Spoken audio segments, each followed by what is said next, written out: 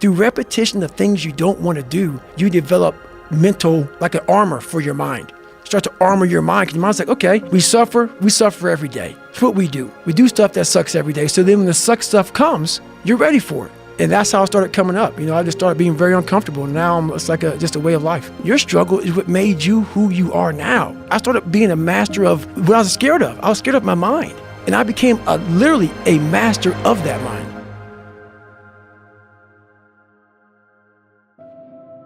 For people that see someone who's a beast, who's done great things, you just assume that they're different than you. Right. But then you hear about your insecurities and your pitfalls and all the things that went wrong with you, and you realize, well, God damn it, those are the same things that go wrong with me. I'll tell you this, I started really realizing that when I started overcoming myself, I started getting around these real alpha males, these hard men. And I always put people way above me when I was growing up. Like, my God, they had to have a lot more than me to get to where they're at. And a lot of them did. But once you get around the best of the best of the best people, you can kind of start breaking them down and realizing, man, you're just as up as me. Like we all have, but all you did was you hit it better. Your upbringing, your mom and dad, your society, the way you were raised, it hit it better than mine. You aren't the only black kid in a school. I can't hide. You can't hide. But I started realizing, just because I look different than you, a lot of you motherfuckers can't hide either. So it started giving me courage through watching people that we all have a story. We all have a jacked up life in one way or another. Some of us don't have the guts to talk about it though.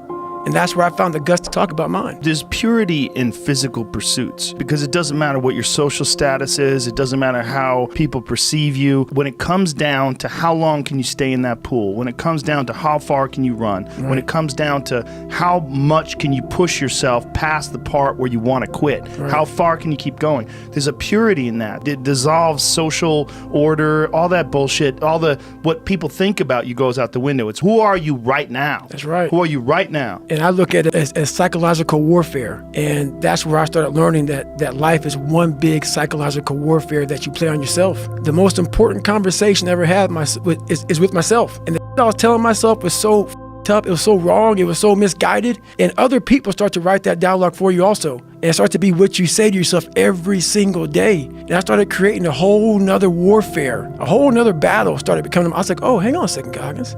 You have these tools. You have these tools. Your life was basically the perfect grounds for training for where you need to go in your life. All the beatings, all the bullying, all the, you going through learning disabilities, all the struggles. It was the absolute perfect training ground for you to go to where you need to go. And that's how I started looking at my life versus woe is me, poopy pants, kick a rock down the street mentality. It was, God just hooked you right the up. He hooked you right up, man, with the perfect place. You were training. For the first 18, 19, 20, you were training for this stuff, man.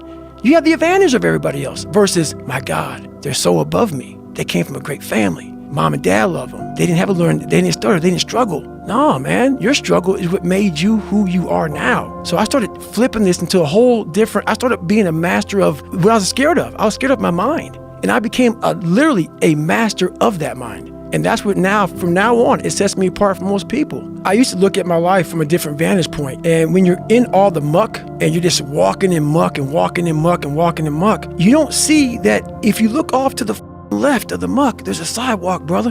Get off of it. You have your head down looking in this muck. Once I saw the sidewalk, got the sidewalk, I got a little break. And I got a different vantage point. And then from the sidewalk, I found a cliff. Then I found a mountain. I got way up high on top of my life and looked back down on it and said, okay, I got to figure this out, man. I'm not going anywhere. I'm starting to lie. So when you have a messed up foundation, I started lying about everything. I wanted people to like me. I wanted to be accepted in some society of life, some social society. And I was like, man, this isn't the right way. I'm messed up here. I'm messed up here. I'm messed up everywhere. And so I realized the worst thing that happened to me is I lost myself. I never had myself. I never found myself. I had no self-esteem. So I knew through working out and through learning, because it took a lot for me to learn also, I started finding self-esteem. Once I found that, that's when doors started opening up. I stopped caring about people, what they thought, being judged. Wow, if I say this, if I started right now, are you gonna make fun of me? I stopped caring about that. And that's when my life started really changing for me, slowly but surely. And that's such an important point when you're talking about the working out, because a lot of people, when they think about working out, they think of it as being a physical thing. I did it for mental. People always say, my God, like, no, don't look at it like, I didn't care about losing weight. I didn't care about being the fastest person. I wasn't making the Olympics. I wasn't going to pros. I could barely read and write when I was a junior in high school. I wasn't going anywhere. I saw working out as a way for me to build calluses on my mind. I had to callous over the victim's mentality. I always equated training to mental toughening. Like, it always looked brutal. People waking up early and doing all these things, and it looked horrible. I was like, wow, man, I gotta start doing that. Not to get better, bigger, and stronger, but that is what's gonna build me. That looks uncomfortable. That looks brutal. And getting up early, I don't wanna do that. So I made this long list of things I don't wanna do. And through that, I found myself. I'm like, you guys aren't doing this in high school. You guys aren't getting up at 5 o'clock in the morning, running over here in this golf course. So I started seeing myself very differently than the average human being. I was like, hang on a second. I have something they don't have. And that's when I started to develop these things through working out. It was this great, never-ending work ethic. And through work ethic, I developed self-esteem. I watched a lot of movies, and I was really big into visualization. I always equated working out to struggle. And I struggled my whole life, but I ran from it. So I started realizing, man, I got to start facing the struggle, and I got to be mentally strong for the struggle. So that's where I started coming up with, like, I'm training for life. Mentally, I'm training for life. I'm not training for, like, to lift 400 pounds. And I found out on my own pretty much, is that through discipline, through self-discipline, through repetition, through tons of repetition of the same thing that you don't want to do. And that's the key thing. Through repetition of things you don't want to do, you develop mental, like an armor for your mind. Start to armor your mind, because your mind's like, okay, we suffer every day. It's what we do. We do stuff that sucks every day. So then when the suck stuff comes, you're ready for it. And that's how I started coming up. I just started being very uncomfortable. And now it's like just a way of life. There's been this unrelenting voice in my head. We all have this voice. It's the right or wrong voice. A lot of times that voice guides us into comfort.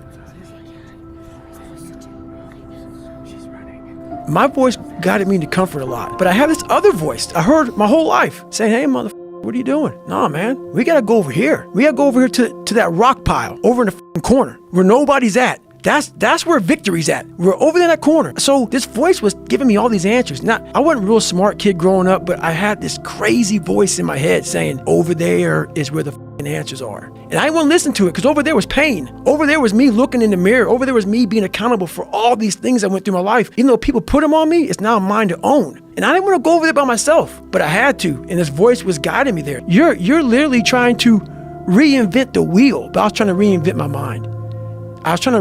mind. And I used every single tactic possible to do that. I didn't want to live in this world where I was a fake human being anymore. And I was tired of blaming everybody for where I was at. My dad beat me, this happened, man. My dad literally snatched the soul out of my mom. Like, my mom is still battling. And I was a young kid watching it. And I had no soul to begin with. My dad just came through and just washed us all clean. So when I was going back through my life trying to fix who I am, the up person I was, like, if your knee hurts, it's usually not your knee that's hurting. There's something else, man. Like, it could be a tight quad. It could be the right leg if it's the left leg. You got to find out the origin of where all this began. So I had to go back to where, my roots and the origin of all this happened, and it's hard to do that. I could not hold on to that hate, because holding on to that hate was half the reason why I kept falling into the same pattern of failing. I had to start dumping off some baggage. I had to start figuring out me through him, and that's all he was there for. He was the origin. I had to figure him out, figure out why he was so evil to my mom, to me, my brother, and I had to start studying him. Like, a lot of people have situations where someone does something, and we all attack that person, like on the media. If someone does something wrong, everybody now is perfect, and we now judge this guy. I don't judge him. I don't judge anybody. What I do is I start studying them. Why did they do that? Not in a judging way. I want to learn from you. And what'd you get out of your dad? I got that he grew up rough. He was very insecure, had a lot of kids. His insecurities just trickled over onto us. He jacked us up real good, but he never fixed himself. So if you never fix yourself, the next person in line is going to get the wrath. And we were next in line.